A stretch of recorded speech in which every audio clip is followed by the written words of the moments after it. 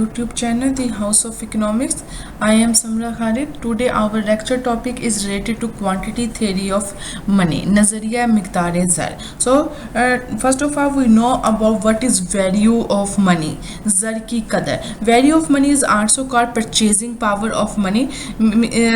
Purchasing power of money means quwwat-e khareed. Purchasing power it is also called कुव्वत खरीद और value of money it is also called ज़र की कदर. Economics में जब हम लोग वैल्यू ऑफ मनी की बात करते हैं तो value of money and purchasing power of money it's both are the same thing. So what is mean by purchasing power of money? Purchasing power of money mean that the quantity of good and services for which a unit of money can be exchange. कि आपने जो भी चीज़ें खरीदनी है उसके बदले में आप जो कितनी अमाउंट के बदले, बहुत आप ध्यान से इस पॉइंट को समझिएगा कि कितनी अमाउंट ऑफ मनी को दे के आप कितनी चीज़ें खरीद रहे हैं. It is your value of money, it is the purchasing power of money. ठीक है. And but value of money is a reciprocal of the price driver. Why? Because जब आपकी प्राइसेस ज़्यादा हो रही हैं तो इसका मतलब बहुत ज़्यादा जो अमाउंट ऑफ मनी है they are chasing very few goods. Why? Because prices increase हो रही हैं. वही चीज़ें जो पहले आप बहुत थोड़ी अमाउंट में ले सकते थे अब आपको वही चीज़ ज़्यादा अमाउंट में लेना पड़ रही है. सो इट्स मीन आपकी वैल्यू ऑफ मनी कम हो रही है, आपकी परचेजिंग पावर ऑफ मनी कम हो रही है. मीन लोगों की कुव्वत खरीद कम हो रही है, जैसे इन्फ्लेशन में होता है. इन्फ्लेशन की डेफिनेशन यही है कि lots of amount of money chasing few goods. The same thing is the purchasing power of money कहते हैं कि कितनी अमाउंट ऑफ मनी जो है, how much amount of money exchange the goods and services. जब आपकी बहुत ज़्यादा अमाउंट ऑफ मनी के बदले में आपको very few goods and services आपको मिल रही हैं तो इसका मतलब आपका प्राइस लेवल ज़्यादा है, आपकी कीमतें ज़्यादा हैं, लोगों की ज़र की कदर कम हो रही है, लोगों की कुव्वत खरीद कम हो रही है. This is the very good definition. If at one time are certain amount of money buy fewer goods at a previous time, कि करंट सिचुएशन में वही अमाउंट आपकी बहुत थोड़ी चीज़ों को परचेज कर रही है as compare to a previous time. So it's mean your value of money is fallen, your purchasing power is decrease with the passage of time. For example पहले आप 10 रुपीज़ में अगर 2 kg पोटैटोज परचेज कर लेते हो, अब वही 2 kg potato आप 25 या 30 रुपीज़ में दे रहे हो. सो इसका मतलब आपको 20 रुपीज़ एक्स्ट्रा देने पड़ रहे हैं उतनी ही अमाउंट को गुड्स की अमाउंट को लेने के लिए. तो इसका मतलब क्या है कि आपकी कुव्वत खरीद कम हो रही है. लोग पहले 30 रुपीज़ में 6 kg ले लेते हैं. अगर 10 रुपीज़ में 2 kg ले रहे हैं तो 30 रुपीज़ में 6 kg ले लेते हैं. लेकिन अब वही चीज़ 30 रुपीज़ में 2 kg आ रही है तो इसका मतलब वैल्यू ऑफ मनी कम हो रही है. वाई? बिकॉज प्राइसेस इंक्रीज हो रही है. प्रोफेसर केन्स के according purchasing of power money is the quantity of goods and services which are unit of money with purchase. ये यूनिट ऑफ मनी आने तक इधर आपने y को हमने नहीं लिखना, ये y बाय मिस्टेक लिखा गया. ठीक है. Which are unit of money will purchase, कितने यूनिट ऑफ मनी आपकी कितनी quantity of goods and services को परचेज कर रहे हैं. अगर आपके थोड़े unit of money, fewer unit of money आपको ज़्यादा बेनिफिट दे रहे हैं, ज़्यादा सेटिस्फेक्शन दे रहे हैं, सो इट्स मीन आपकी परचेजिंग पावर ज़्यादा है, आपकी वैल्यू ऑफ मनी ज़्यादा है. Why? Because price level low है. लेकिन अगर वही यूनिट बहुत ज़्यादा यूनिट ऑफ मनी आपको बहुत थोड़ी चीज़ों को परचेज करने में हेल्प दे रहे हैं तो इसका मतलब आपकी प्राइसेस ज़्यादा हैं. ठीक है. आपकी वैल्यू ऑफ मनी गिर रही है विद द पैसिव रेट, आपकी कुव्वत खरीद कम हो रही है. जैसे आजकल है कि इन्फ्लेशन बहुत ज़्यादा है, लोग वही चीज़ जो पहले ज़्यादा ले लेते थे अब वही चीज़ लोग उतने ही अमाउंट में बहुत कम ले पा रहे हैं. वाई? बिकॉज आपकी परचेजिंग पावर कम होगी और प्राइसेस ज़्यादा हैं. So value of money is the reciprocal of the price. That's why this is a formula value of money 1/p, reciprocal of the price level. कि आपका प्राइस लेवल जब increase होता है तो आपकी वैल्यू ऑफ मनी डिक्रीज होती है. There is a negative relationship between value of money and price level. So now what is quantity theory of money? Nazariya Miqdar Zar. Nazariya Miqdar Zar, quantity theory of money show the relationship between, first of all, show the relationship between the money supply and price level. ठीक है. Price level and money supply का relationship को बयान करते हैं। अब क्या relationship है?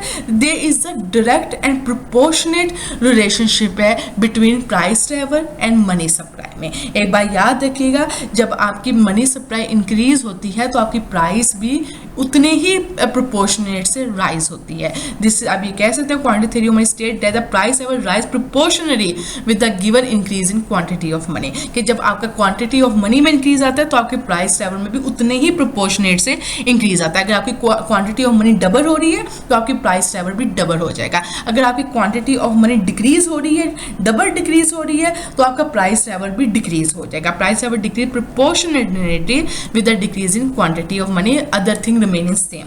ठीक है, this is the quantity theory of money. कि ये क्या शो करता है? ये आपका वो ज़रकी रसल और कीमतों के दरमियान में एक रिश्ता बयान करता है, रिलेशनशिप को शो करता है। और वो रिलेशनशिप क्या है? This is a direct proportionate relationship है between price and money supply. अब प्रोफेसर फिशर ने सबसे क्वांटिटी थ्योरी ऑफ मनी की जो है फॉर्मूला भी फिशर ने दिया था क्वांटिटी थ्योरी ऑफ मनी का, नजरिया मिकदार ज़र का, और डेफिनेशन क्या है? अदर थिंग रिमेनिंग सेम, कि तमाम चीज़ें आपकी एक जैसी रहें। Quantity theory of money increase, ठीक है, आपकी मनी इंक्रीज होती है, यानी ज़र की रसद इंक्रीज हो रही है as a result of price level also increase, कि आपकी इस मनी सप्लाई के इंक्रीज होने से आपकी प्राइस लेवल भी इंक्रीज हो रही है। And there is a direct proportionate relationship होता है मनी सप्लाई में एंड प्राइस लेवल में, but value of money decrease हो रही है। इस टॉपिक में हमने तीन चीज़ों को पढ़ना है: money supply, price level and value of money. Money supply and price level में आपका डायरेक्ट रिलेशनशिप है कि मार्केट में ज़्यादा ज़र की रसद आ रही है, स्टेट बैंक ने ज़्यादा पैसे इशू कर दिया, मार्केट में ज़्यादा मनी सप्लाई आ रही है M2, तो आपका प्राइस लेवल इंक्रीज हो गया, इन्फ्लेशन इंक्रीज हो गया। ठीक है, और वो इन्फ्लेशन आपका क्या करेगा? आपकी वैल्यू ऑफ मनी को डिक्रीज कर देगा, आपकी परचेजिंग पावर को डिक्रीज कर देगा। तीन चीज़ों को आपने देखना है: money supply, price and value of money. Money supply और प्राइस का डायरेक्ट रिलेशनशिप है। आप देखते हैं मनी सप्लाई इंक्रीज हो रही है, प्राइस भी इंक्रीज हो रही है। देखिए प्राइस और वैल्यू ऑफ मनी में इनडायरेक्ट रिलेशनशिप है। देखने वैल्यू ऑफ मनी डिक्रीज हो रही है, ज़र की रसद में कमी आ रही है। Why? Because bulk amount of money chasing few good, कि आपको बहुत ज़्यादा अमाउंट ऑफ मनी जो है वो आपकी चेज कर रही है फ्यू गुड्स में। वाई? बिकॉज आपकी कुव्वत खरीद कम हो रही है, आपका प्राइस लेवल मार्केट में बहुत ज़्यादा है। अब आप पहले जो थोड़ी यूनिट्स ऑफ मनी में आप ज़्यादा क्वान्टिटी में गुड्स एंड सर्विसेज परचेज करते थे, अब आप नहीं कर रहे। अब आप bulk amount of money chasing very few goods. Why? Because they is rising in the price level. ये तीन चीज़ों को आपने बारे में पढ़ना है: money supply, price level and value of money. ज़र की रसद, कीमत और ज़र की मिकदार, कीमत एंड ज़र की कदर। ज़र की मिकदार और कीमत में डायरेक्ट रिलेशनशिप है, but on the other hand कीमत और ज़र की रसद में नेगेटिव रिलेशनशिप है। This is Fisher equation. ये फिशर ने इक्वेशन दी थी नजरिया मिकदार ज़र की। इसको हम इक्वेशन ऑफ एक्सचेंज भी कहते हैं। PT price and T is your transaction, ठीक है। M ज़र की मिकदार, V आपकी वेलोसिटी ऑफ मनी। आपने डेफिनेटली प्राइस लेवल के लिए इस इक्वेशन को सॉल्व करनी है, तो आप कीमत से जो अशिया का लेन देन हो रहा है, ट्रांजैक्शन को कहते हैं अशिया का लेन देन, आप T को उधर ले जाएंगे, वो डिवाइड में आ जाएगा। So now this is your Fisher equation to find out the price level. So आप P प्राइस लेवल, M ज़र की मिकदार, V वेलोसिटी ऑफ मनी, यानी वो ज़र जो गर्दिश में है, और डिवाइड कर दो अशिया के लेन देन से, mean transaction of goods and services से। This is Fisher equation. It is also called equation of exchange भी कहते हैं। अब फिशर ने कहा कि ज़र की मिकदार में सिर्फ वो चीज़ें तो शामिल नहीं होती, सिर्फ वो ज़र तो शामिल नहीं होता ज़र की रसद में जो इस वक्त गर्दिश में है, जो लोगों के पास है, जो मार्केट में आया हुआ है, लेकिन ज़र की रसद में वो भी ज़र शामिल होता है जो बैंक में पड़ा हुआ है, जो लोगों ने अपने बैंक अकाउंट्स में डिपॉजिट करवाया हुआ है। आप मेरा money supply, demand of money और मनी सप्लाई का मेरा लेक्चर देखेंगे मेरे यूट्यूब चैनल पर दी हाउस ऑफ इकोनॉमिक्स में। उसमें मैंने आपको बताया हुआ है कंपोनेंट ऑफ मनी सप्लाई कि M2 में कौन कौन से कंपोनेंट होते हैं। C प्लस DD, कि एक वो ज़र जो गर्दिश में है, और DD demand deposit, time deposit, जो आप लोगों ने बैंक्स में रखवाए हुए हैं एज अ डिपॉजिट, तो वो भी ज़र की रसद में शामिल होते हैं। सो दैट्स वाई इस इक्वेशन में हमने ये जो M डैश और V डैश नजर आ रहा है, ये वो रसद है जो लोगों का बैंक में एज अ डिपॉजिट पड़ा है, और V उस ज़र की रसद की वेलोसिटी ऑफ मनी है, ठीक है। बिकॉज बैंक की जो मनी है that play very important role in the total supply of money में। बिकॉज लाजमी नहीं है, क्योंकि आजकल आप देखें, आप मेरे मैंने अभी जो भी मैंने थोड़ी देर पहले एक लेक्चर अपलोड किया है कॉन्सेप्ट ऑफ मनी पे, कि उसमें मनी इवोल्यूशन ऑफ मनी पर मैंने बताया क्रेडिट मनी आपकी जो क्रेडिट मनी है उसमें बहुत ज़्यादा प्रोग्रेस आई है।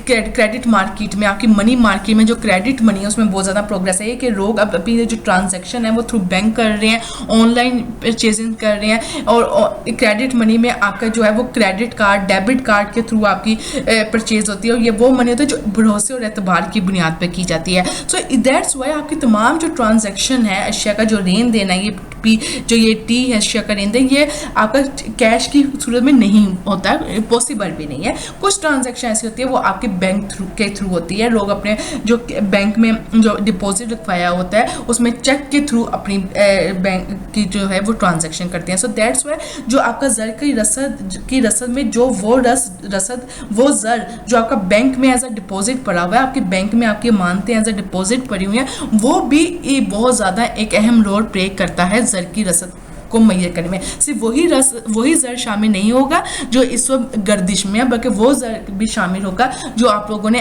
बैंक में एज अ डिपॉजिट रखवाया हुआ है। सो दैट्स वाई ये फिशर की जो इक्वेशन है उसमें अब M डैश और V डैश भी शामिल होगा, वो ज़र जो बैंक में डिपॉजिट के तौर पे है और वो उसकी रफ्तार गर्दिश। V होते हैं रफ्तार गर्दिश। रफ्तार सर्कुलेशन ऑफ मनी का क्या मतलब होता है कि एक ज़र ने यानी एक मनी ने एक साल के अरसे में कितने हाथों से गुजरा है, यानी passing through how many hands. कि फॉर एग्जांपल मेरे पास एक 10 रुपीज़ का नोट है, वो मेरे पास नहीं है, वो पहले मेरे पास से होता हुआ कितने लोगों की ट्रांजैक्शन से होता हुआ मेरे पास आया है। सो वेलोसिटी ऑफ मनी, ज़र की गर्दिश का मतलब ये होता है कि एक साल के अरसे में ज़र ने कितने हाथों से गुजरा है। It's mean it is the velocity of money. जितना ज़्यादा ज़र की एक हाथों से दूसरे हाथों में ज़र गुजरेगा तो इसका मतलब ज़र की गर्दिश ज़्यादा है, मार्केट में ट्रांजैक्शन ऑफ मनी ज़्यादा हो रही है, अशिया का लेन देन हो रहा है। दैट्स वाई ज़र एक हाथ से दूसरे हाथ में ज़्यादा ट्रांजैक्शन हो रही है। सो अब ये फिशर की इक्वेशन में अब ये चीज़ शामिल हो गई है। अब ये फिशर की इक्वेशन है।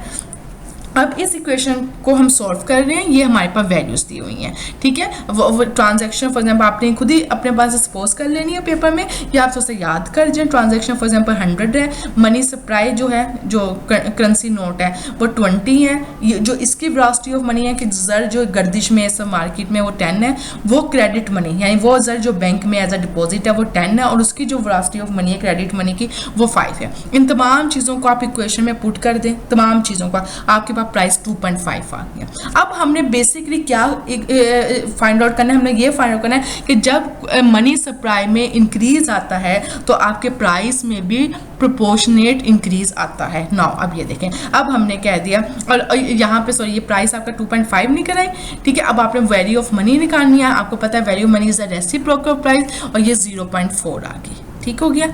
अब हमने कहा कि जब हमने मनी सप्लाई को डबल कर दिया, दोनों तरह की मनी सप्लाई को डबल करना है, वो ज़र जो इस वक्त गर्दिश में है और वो ज़र और क्रेडिट मनी के ज़र को भी हम आपने डबल कर दिया। ये M40 हो गया, ये पहले कितना था, दिस इज बिफोर 20, और ये 10 था, और ये कितना हो गया, ये 20 हो गया। आपने दोनों तरह के जो मनी सप्लाई हैं करेंसी नोट के भी और क्रेडिट मनी के भी, उनको डबल कर दिया। अब आप देखें, इनको आप पुट करें, अब आप देखें आपके प्राइस लेवल पर क्या फ़र्क है। आपका प्राइस लेवल डबल हो गया, 2.5 से 5 हो गया, पहले क्या था 2.5 था। आपने मनी सप्लाई में इंक्रीज किया, आपका प्राइस लेवल भी डबल हो गया, बट आपके ये देखें आपका ज़र की कदर क्या होगी, वो कम होगी, 0.4 से कम होगी। तो हमारा जो ये हमने एक रिलेशनशिप बनाया हुआ था अपने लास्ट स्लाइड में कि मनी सप्लाई के इंक्रीज होने से प्राइस भी इंक्रीज होती है, कि मनी सप्लाई डबल हुई, आपकी प्राइस लेवल भी डबल हो गया, बट आपकी वैल्यू ऑफ मनी कम होगी। क्यों? क्योंकि प्राइस जब इंक्रीज हुई है तो लोगों की परचेजिंग पावर, कुव्वत खरीद कम हो गई है। Basically quantity theory of money हमें ये बताती है कि there is a direct proportional relationship between the quantity supply of money and the price level. So now this is our congruent slide quantity theory of money की।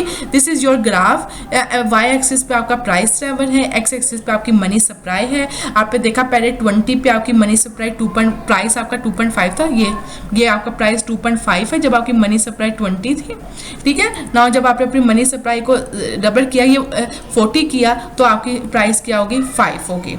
तो this ये जो आपकी पॉजिटिव कर्व है, ये जो आपका जो पॉजिटिव कर्व शो क्या कर रहा है, रिलेशनशिप का शो कर रहा है मनी सप्लाई का और प्राइस लेवल का, ठीक है। और ये शो कर रहा है कि जब आपने क्वांटिटी ऑफ मनी को डबल किया तो आपका प्राइस लेवल भी डबल हो गया। There is a direct proportional relationship between the money supply and the price level में, और there is a inverse relationship between the value of money and the price level में, कि जब आप quantity of money को double करते हैं तो आपकी वैल्यू ऑफ मनी क्या हो जाती है, वो हाफ हो जाती है, कम हो जाती है, कि वो 0.4 से 0.2 पे आ गई वैल्यू ऑफ मनी जब आपने ज़र की रसद को बढ़ाया। याद रखिएगा, ज़र की रसद एक डिफरेंट चीज़ होती है। ज़र की रसद वो रसद ज़र होता है जो मरकज़ी बैंक जारी करता है, मरकज़ी बैंक इशू करता है, state bank of Pakistan issue करता है, ठीक है। और वैल्यू ऑफ मनी क्या होती है, ज़र की कदर है कि आपके परचेजिंग पावर है, आपकी कुव्वत खरीद को शो करे कि जब प्राइसेस ज़्यादा हो जाती हैं तो आपकी ज़र की कदर और आपकी कुव्वत खरीद कम हो जाती है। पहले आप उतनी ही चीज़